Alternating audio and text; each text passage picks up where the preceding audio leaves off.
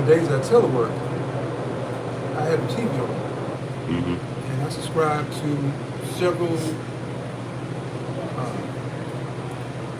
cigar-related pages. Mm-hmm. 'Cause that's where I take the opportunity to get more insight. Because the day that I feel the day you stop learning is the day that you take the biggest L in life. You already dropping gems. You already dropping gems.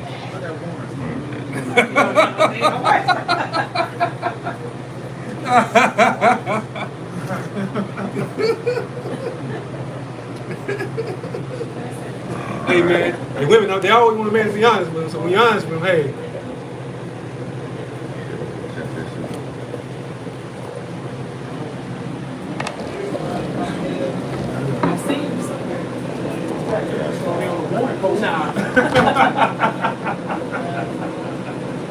I'm over here living my good life over here.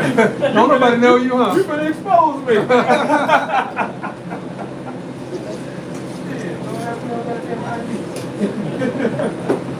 First 48. Go back in right here. Yeah, come on.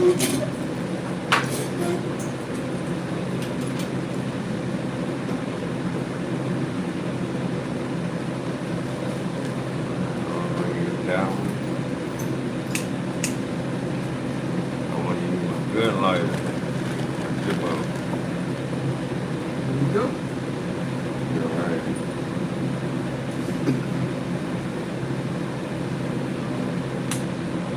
Stay cute, right? Yeah.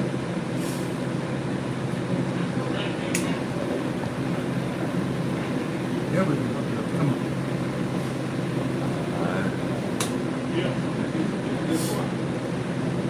Alright.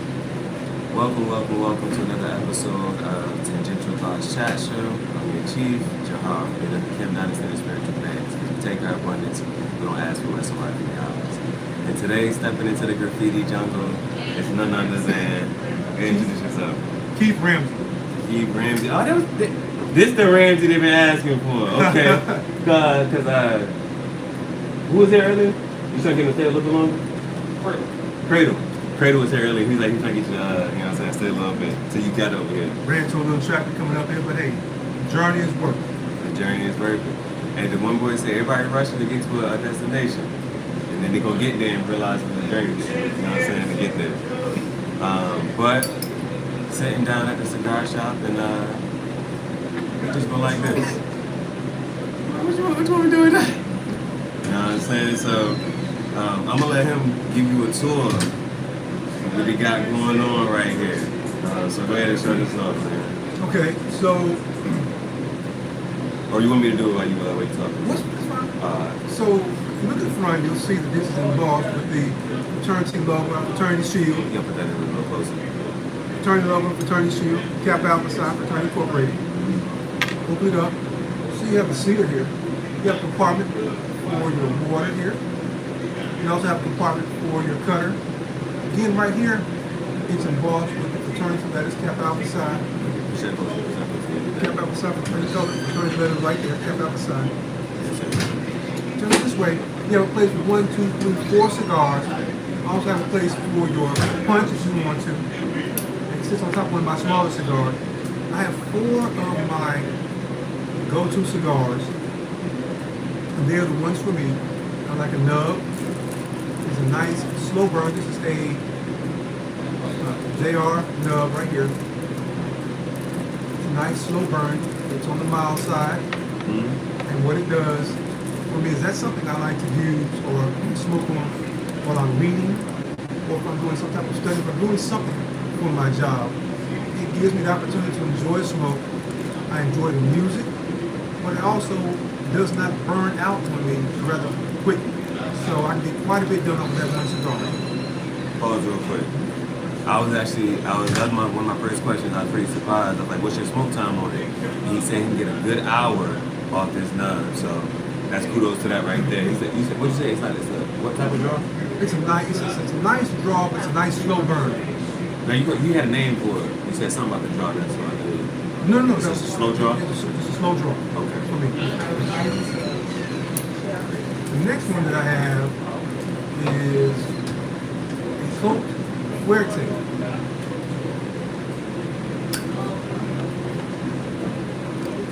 Now again, that's on the mild side. And the reason I like my cigars mild is because it doesn't affect my palate at all. And the reason I don't want it to affect my palate or impact my palate is because I like to drink bourbon. And I drink only bourbon while I'm smoking my cigars. So I get the full flavor of the bourbon that I'm tasting or drinking without there being any interference from the cigar I'm smoking. And the cigars I smoke pair well with the bourbon that I drink. Normally I drink my bourbon straight. If I have ice, it's going to be a craft ice, like a ball per se, because it melts a lot slower and it does not dilute the flavor of my bourbon. Now, Pause real quick. You said this was for your water? yeah. So if we put a little water in here, Wow. I can put it here and I can just put it right here. See my humidor, my trap humidor, little noise, yeah. Okay. Like still water, yes, absolutely. Okay. Alright. So next I have a vanilla white raspberry. Now this is so small, and I wouldn't even pick something like this up. So, what can you say about this? I've never had a cigar this small. Well, so it's not necessarily a cigar, it's a cigarello. And that's for something, if you just have a few minutes that you want to smoke something, it's not going to be the fastest smoke, but it's going to be something that'll help you get your craving, get your palate back.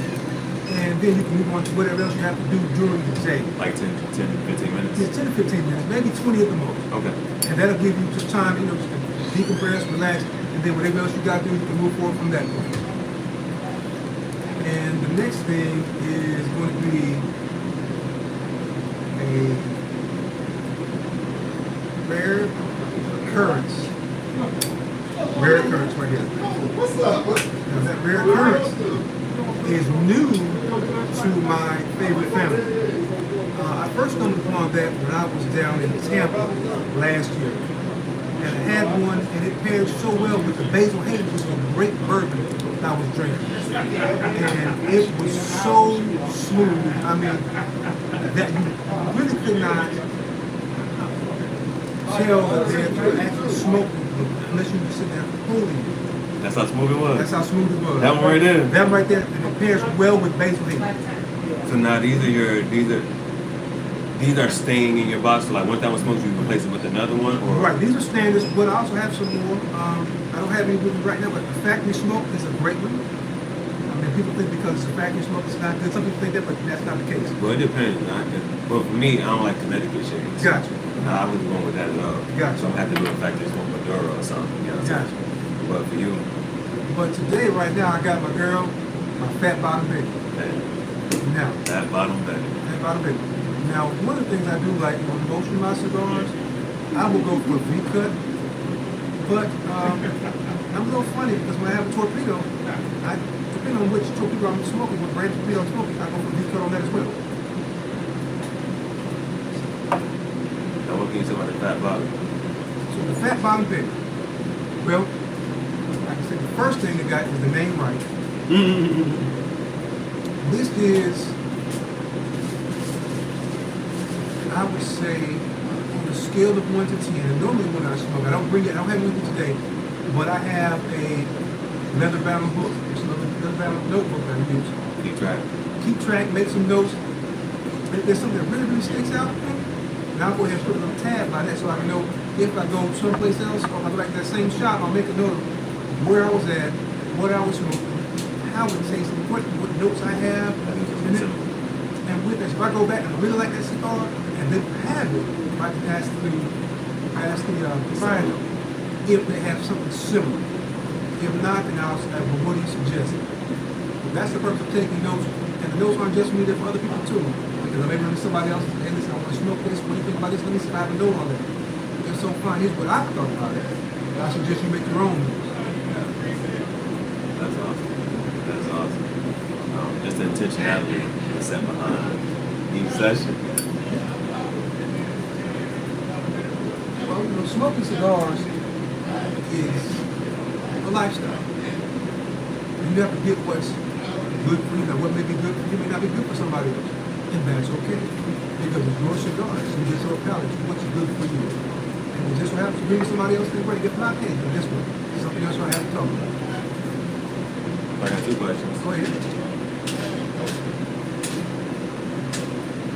First one is, how did you start smoking? Cigars. Strictly cigars. Not anything else, but how did you get into cigars? So I've never smoked anything other than cigars. Me neither. Well, I got my bike. Yeah, gotcha. So, growing up, I grew up with my mother's father, and he would tell me that he would roll his own cigarettes. And I would, as a child, I would see my mother buying her cigarettes. It would just tickle me. Me and my father's father smoked a pipe. I never really thought much about smoking until I was with a couple of my partners, a couple of fraternity brothers, and they said, let's go to a cigar shop. I said, okay, let me try something. The first thing I got was on the strong side, so I really didn't like it. But then I started breaking it down. So I got to the You remember mild. what it was? I can't recall what it was. It's been so long ago. Yeah. But once I found, How old were you? Gosh, I had to be mid-40s. That was your first cigar? Yes. Wow. And Okay. I'm 54 now, so. Wow. See, okay. But once I found that sweet spot for me that allowed me to enjoy the smoke, appreciate the flavor, want to record the notes about the cigar, and maybe want to put that on my purchase list. And that's when I started really getting into it, and I started buying the humidor, and I moved up from some regular desktop humidors to a little bit more fancy. I have a couple of travel humidors. This being one of them, I have one that holds 5 cigars. I have one that holds 15 cigars. That one holds 4. And I have one that has 2 cigars. So this I'm stop. This I go for a wedding or something like that. I'm gonna stop by someplace before I want to just light one up and chop it up with somebody. I can do it. It doesn't take a lot of room. It doesn't do it enough. You know, what keeps you smoking cigars? That's something, because you know what I'm saying, a lot of people who either aren't into it just yet, they just, somebody who doesn't, they just generalize it just to just smoke. Okay. You know what I'm saying? For me, I'm thinking like, nah, man, it's not like a cigarette, it's not like weed, it ain't none of that. You're not, you know what I'm saying, you're pushing it right back out. A lot of people talk about how it's a meditative, reflective, contemplative time for you. So for me, this cigar talk is like my therapy, you know what I'm saying? So what keeps you, like, how did this become like a habit for you? And when is you going to, you're going to defend, like, no, this is standing my life. You know what I'm saying? Gotcha. So, a couple of answers to that question. The first one is conversation. You never know who you're going to meet and what you're going to do is converse about while you're smoking a cigar. For example, I stopped a cigar bar about 2 weeks ago. Ran into a gentleman who was from Haynes. You got to move the blocks, right? Because all those old dudes ain't shove it in the box. So, I'm gonna move. I know, just tell me, I don't want you to forget. I won't. We talked about immigration from the Latinos coming up from South America to the Haitians. And we talked about things like that. Then we talked about books and reading books. I told him one of my favorite places to go buy books. And we talked about one of the books I'm reading right now. Some of the books I've read, some of the books he's read. What you reading right now? Let's see here. I'm reading. You got the book with him? I sure do. Wow. You walk around with a book. The older book is called The Future of the Race by Henry Louis Gates Jr. and Cornell West. It's a great read. I would suggest to anyone that is an avid reader to pick it up. Also pick up Our Kind of People. What have you taken from it so far? You know what I'm saying? They say if you want to hide anything, put it into a book. And for the longest period of time, information and knowledge is passed down through word of mouth. So even if you can, what are some things that you could possibly take away from that book? Well, one thing I take away from any book that I'm reading is a change of my email signature, which means I'll take something out of the book. I read now like I was in college. I have a highlighter. So what I'll do is I'll read, I'll highlight something, so I'll change my email signature, and I'll see if people really pay attention to my signature. The ones that do, they'll circle back around and say, what do you mean by that? Where did you get that from? For example, Change my email signature. Okay. so, but one of the things here it says, the Negro race, like all races, is going to be saved by its exceptional men. This bold statement assumes that the exceptional men of other races have saved their race. So in other words, we can't go forward without reaching back and pulling our own self, our own people forward with us. If not, we're doomed. Do you think we have any exceptional men in our race right now? We sure do. But when Like we think who? about exceptional men, a lot of people think we're thinking about someone like Dr. King, Andrew Young, people like that. And while they are out there, in my opinion, the exceptional men are the ones you can really reach out to and touch. I think one of the problems with us is the fact that we don't have any mentors. We think we need mentors. At the age of 54, I still need a mentor. So I need somebody to mentor me because I don't know everything. I need to pass that along to my children, my fraternity brothers, anybody else, somebody from my church, somebody from work. I need to pass that information and knowledge down to them. So that guess what? You won't make the same mistakes I did, hopefully. And if you do, you'll make them for different reasons. But more importantly, you will pass that information down to somebody else. How do you find your mentor? How do you find a legitimate person who's going to sow into you and that you can trust? Well, it's a good question.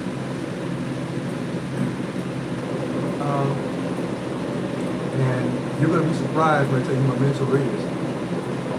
None other than our 33rd Grand Forum, my brother Thomas Baptist. I called him up and asked him. Really? Yes. We're actually in the same chapter here in Georgia. I've talked to him for years, and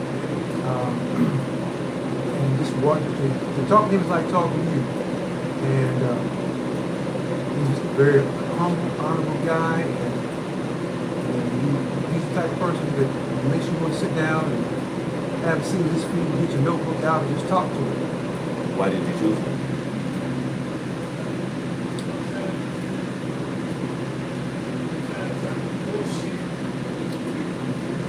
I chose him.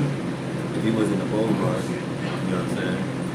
If he wasn't in that position, how else do you think he would connect his own life? You said I chose him if he was Absolutely. just a humble brother. Yeah, we're in the same chapter. Okay. After talking to him and having very deep conversations with him and talking about things that were not necessarily fraternal, related to fraternity, but just talking about life in general. There's somebody I knew, that I felt, I actually learned something from. And I won't remember every conversation that we had, but the important nuggets from the conversation we had, I don't remember those. Those might be things that I write down. Those might be the tenets that I start living my life by. Give me one. You know what? Do what you say what you mean, and do it the best of your ability. So that no person dead, living, or yet to be born can do it better than you. No, Martin Luther King said that part. I wouldn't say that. Why not? Because I don't want you to do it better than me. I want you to do it better than me. Because guess what? As things evolve, things change. I'm 54. The only thing that remains the same is change. There you go. Those who did that persevere. And at the age of 54, if you take 40 years off my life, at the age of 14, computers were just in their infancy. They weren't, the information wasn't as readily available as it is now. Right. So now, I can talk to somebody that's halfway around the world, just from picking up the phone, and do a video call. I can send them a message instantaneously. I can send a payment instantaneously. Change. It's inevitable. Good, bad, and otherwise.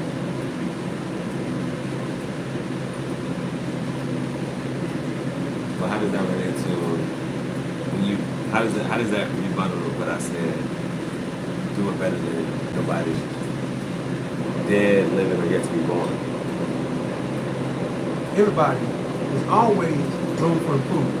If you think that there's not room for improvement, you've taken that first L that we just talked about off camera, off interview.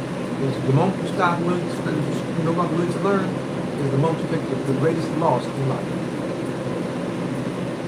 For example, that pipe you smoke. Years ago, we made out of corn cob, right? So how do you got to replace that?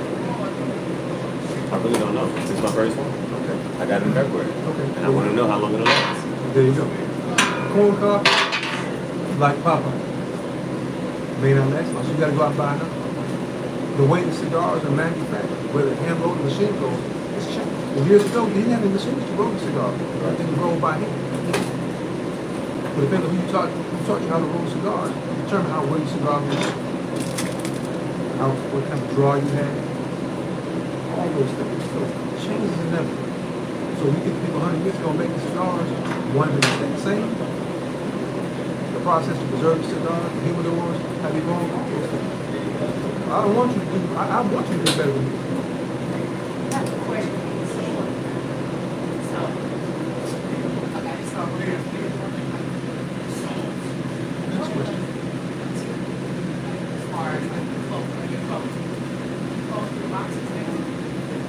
Exactly.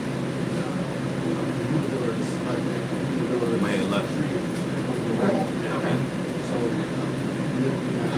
But what is your piece of advice? You know what I'm saying? Whether it's you're talking to your son, you're talking As long as to that space is. your granddaughter, your grandchildren. I got you. What's I don't want to say the bad word, but what's your last words?